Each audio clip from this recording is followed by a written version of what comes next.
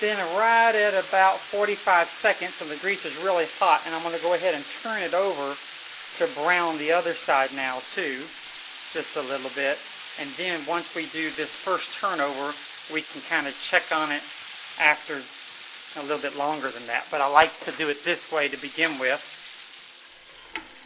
And turn the heat up just a little bit more, and just keep an eye on it, and just keep turning it every couple minutes.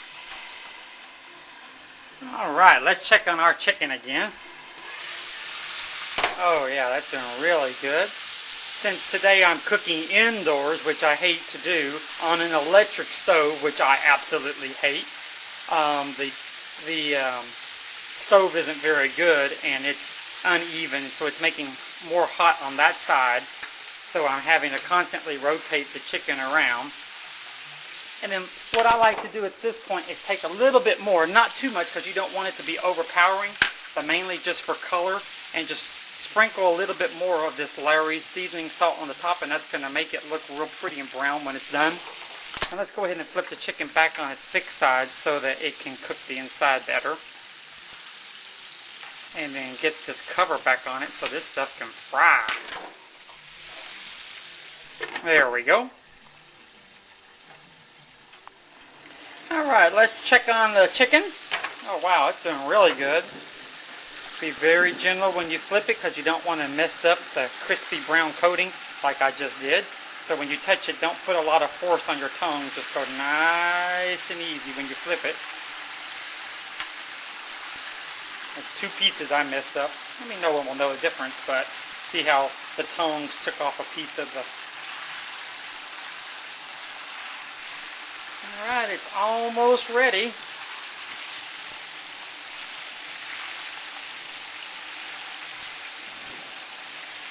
Go ahead and let that fry just a little bit more.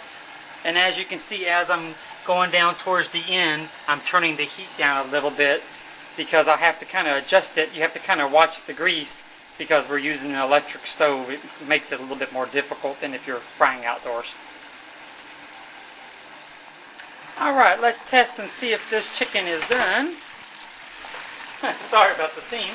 To see if the chicken's done, what we can do is we can pull a piece out and put it over here on a plate like this, and let's cut into it and see if it's white all the way through.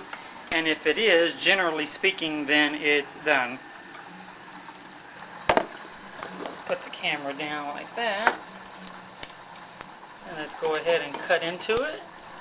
And it's 100% white all the way through. Let me show you what that looks like. And that means it's ready. Okay, so let's take our breast out since they're all done.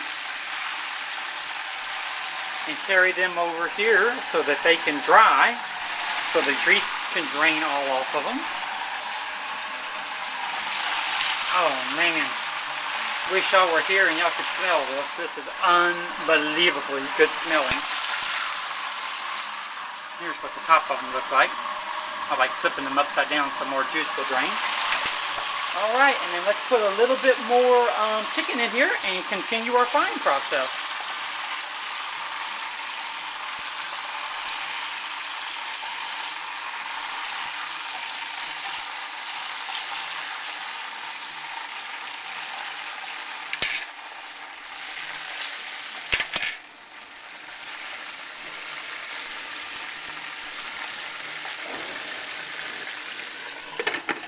There we go.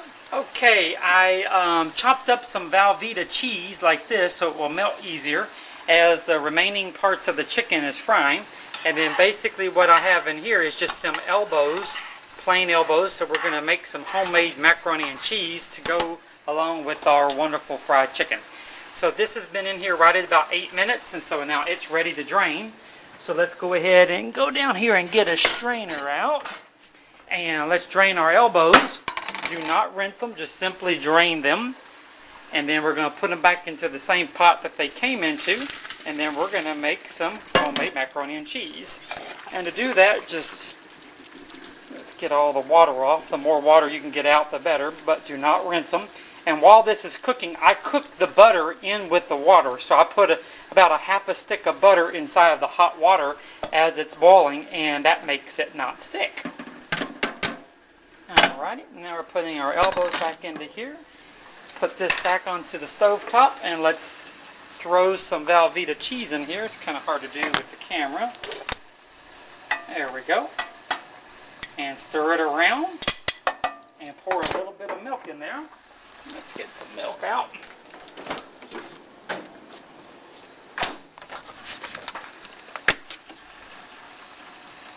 Just a little bit's all you need.